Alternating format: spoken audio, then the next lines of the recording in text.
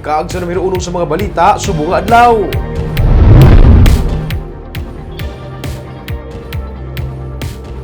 May 88 tanan ka mga pamatay nga nagluntad sa Negros Occidental sa 2022 kung ibase sa record sa Commission on Human Rights. 66 diri extrajudicial killings.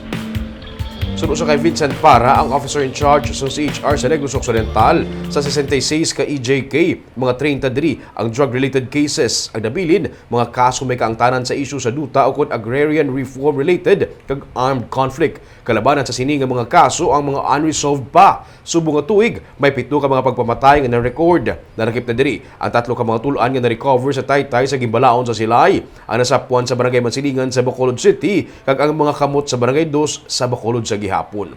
Mandato sa CHR ang pag-monitor bahin sa pag-idog ukon progress ng kaso. Isa sa mga pagpanghangkat nga ginatubang sunod sa kay Para amo ang kabudlayan sa pag-access sa mga dokumento. May angot sa sini nga mga kaso bangod wala ini gina-share sa ila sa bahin sa pulis kag militar. Isa na diri ang mga napatay sa ginaligar mga inkwentro. Sunod sa kay Para, bilang separado nga ahensya, importante nga makita man kung tani nila kung ano ang nahimo sa gobyerno bahin sa sini nga mga kaso. Gusto ko gid-stress na equally important na makita sa CHR kung ano na ang ginahimo sa aton gobyerno. Ano na sa ang stage sa investigation na siya, na may na-file na case sa prosecutor o may ara na sa court.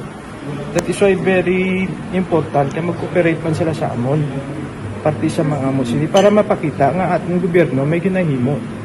So kami sa Commission on Human Rights, nag-strive gid nga maka-coordinate din sa ila.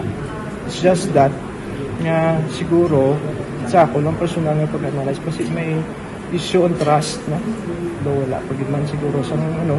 So I hope nga sa ulihi makabalik ini sila sang trust man sa amon. Isang una, actually may mga engagements na makuha namon ang mga investigation reports, ang amon, ang blotter reports na ma-access na namon.